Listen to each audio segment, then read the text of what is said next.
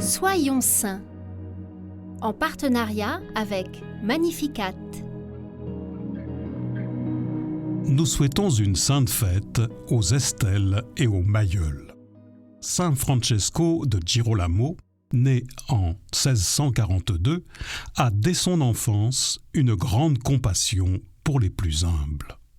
Un jour, sa mère lui fait de vifs reproches lorsqu'elle le surprend à prendre un pain pour les pauvres sans sa permission. Il lui répond que l'aumône n'appauvrit pas celui qui donne. Sa mère regarde ensuite la table et il ne manque aucun pain. Devenu jésuite, il demande à partir en mission en Inde et au Japon, projet dont il rêve depuis longtemps.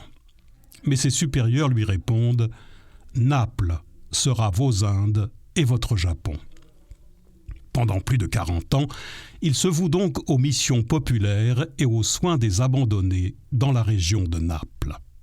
Chaque mois, il parcourt la ville, cloche en main, pour appeler le peuple à la Sainte Communion. La foule se presse tant à sa suite que l'église devient trop petite et qu'il doit dire la messe en plein air. Francesco est un prédicateur réputé.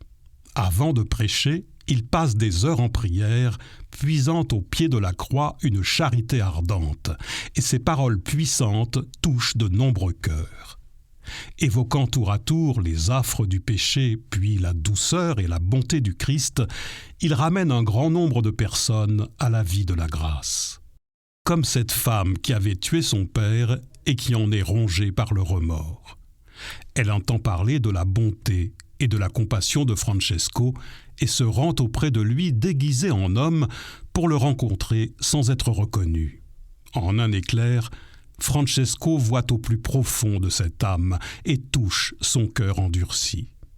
De nombreux récits de miracles parsèment ainsi sa vie, comme des guérisons ou des prophéties. En 1716, à 74 ans, Francesco meurt en bénissant Dieu et ses ultimes visiteurs avec une grande douceur.